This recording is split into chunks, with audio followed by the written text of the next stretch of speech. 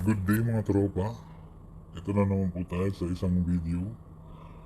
Update lang po sa version ni Wi-Fi 5 3.77 RC1. So far, so good talaga. Teka, ipapakita ko sa inyo para mas maintindihan. Ito yung aking main VLAN. So, makikita nyo rito.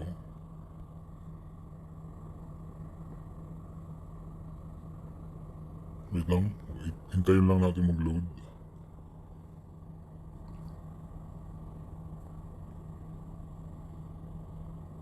So, hindi ko yan need i-set up dahil naka-permanent config yan. Punta tayo dito sa gateway.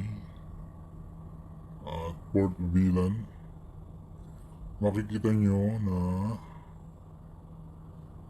naka-VLAN 70. Ayan. Ito ang gamit kong main VLAN. VLAN 70.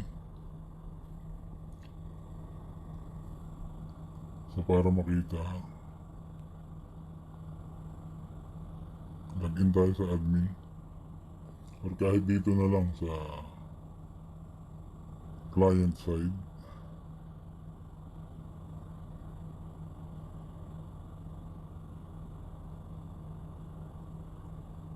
So ang gamit ko ay S9 Plus. Meron itong random MAC address setting at merong random MAC issue sa kabila.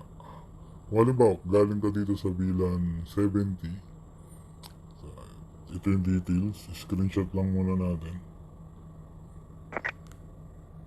So, pag galing ka dito sa VLAN 70, yan.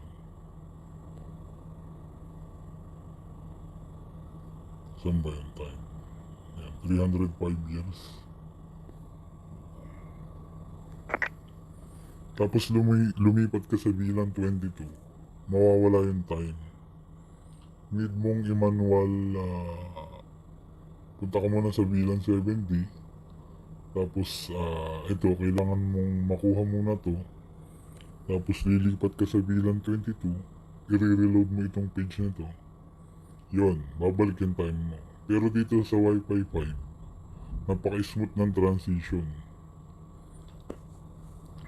So, ito meron tayong bagong config na EW1300G Pro. Editable yung VLAN. Pwedeng palit-palitan. So, medyo masakit sa tenga yung notification na yan. Bagong reset yan. So, i-config muna natin.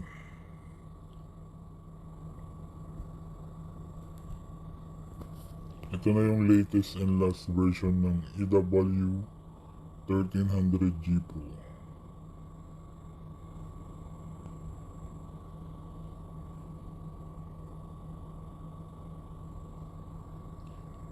So, set up muna natin para mas sure.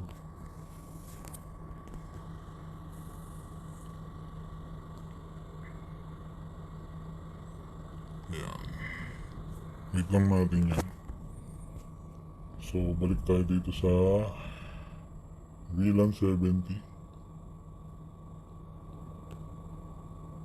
Sa pre-connect. Awag na pala.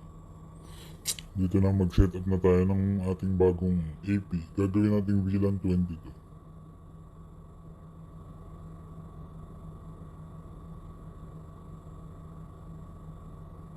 So, ayan.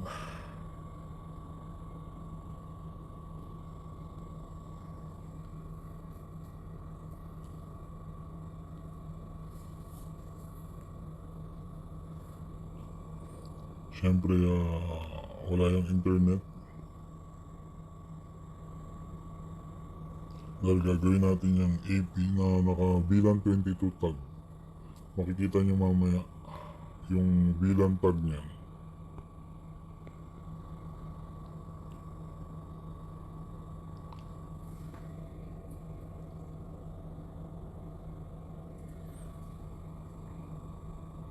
So, set up na natin yung SSID ng Bendo. So, tayo dun sa Wi-Fi. Yan. Just Wi-Fi. Enable lang. So, palitan na lang natin to. Yan. Para mas madali. Tapos open. Speed limit on. Ito kahit naka-on yung guest isolation, walang problema. Click save lang. Wait lang mag-reload. So, sa IPTV. Yan. On lang yung IPTV. Select LAN 1. Enable VLAN. Tapos VLAN 22. Yan. Medyo matagal yan. Mag-reload. Antayin lang natin. Mga almost 1 minute. Ang tagal ng pag-config niya.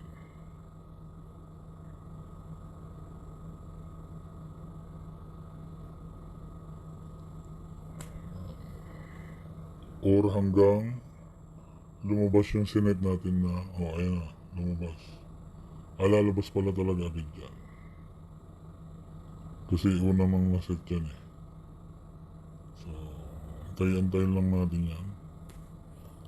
Para malaman natin kung gumana na.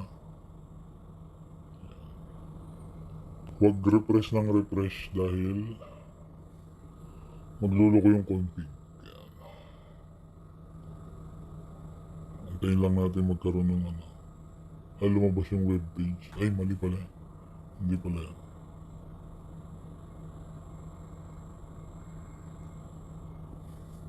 Ayun, meron na.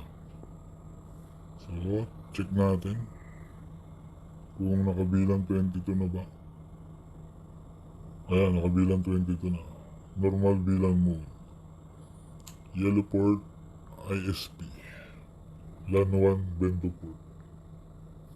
LAN 2 and 3. So, ayan.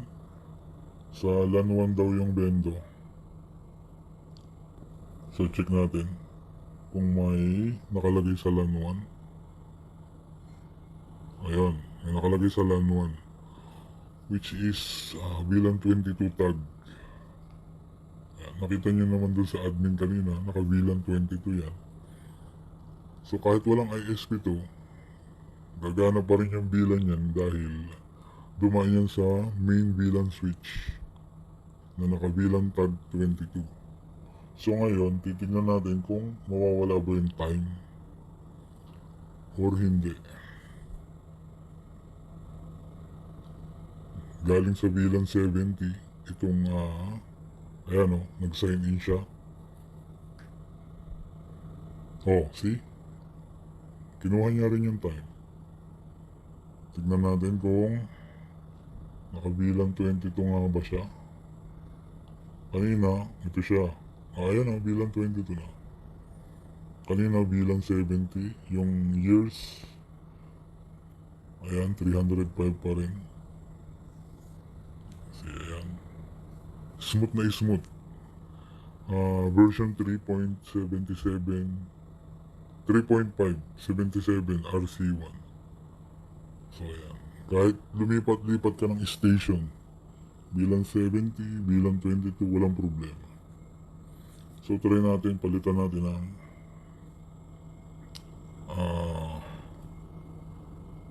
bilang 24. So mag-a-add tayo ngayon. Ay, hindi na. Try natin gawing bilang 70 din. Lagyan na lang natin siya sa bilang 70. Yan.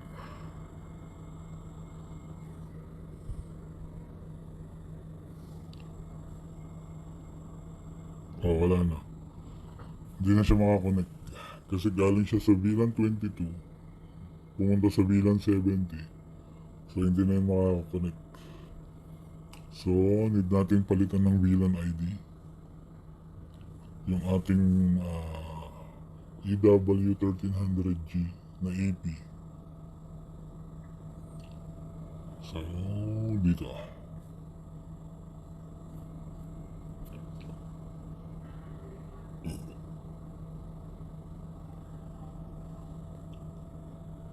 punta lang sa IPTV. Yan. Piliin ang LAN 1, tapos gawing VLAN 70.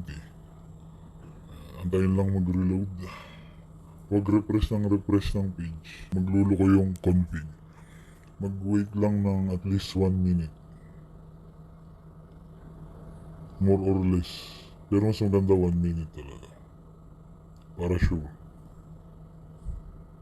Saka hindi naman yan makakakonect hanggat di naglo-load ng mabuti yung config. So wait natin mag-connect yan.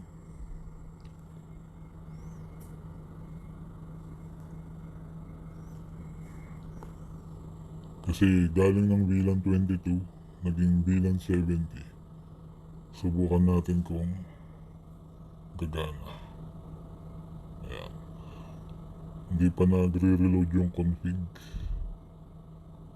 Hindi pa papasok yan. Wait lang natin. Ayan na. Nag-reload na. See?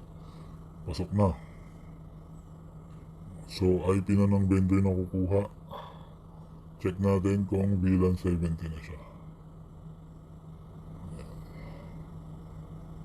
Okay, ayan na. VLAN 70 na. So smooth na smooth. So sa susunod, sana madagdagan na ng ibang feature. Lalo na yung sa whitelist ng MAC address. Sana malagyan din ng bandwidth limit per client. Kasi pag naka whitelist yung MAC address, kuha lahat ng speed. Sana next time magawa ni Dev ng paraan na magkaroon na rin ng bandwidth limit yung mga nasa whitelisted MAC address list. So yun lang, at maraming salamat ulit sa inyo mga tropa. So try nyo na 3.577 RC1 ng Wi-Fi 5. Lalo na yung mga namang problema sa nawawala ang time kapag lumilipat ng ibang AP. So ito, tested na talaga. Hindi lang dito sa CP ko. Sa ilang clients din na merong random MAC problem sa kabilang OS. Dito wala na talaga. Hindi ko lang sure kasi lahat ng gamit ko Ruigi. So isa din siguro yun sa factor. So yun lang at salamat. Salamat sa panonood. See you on next video.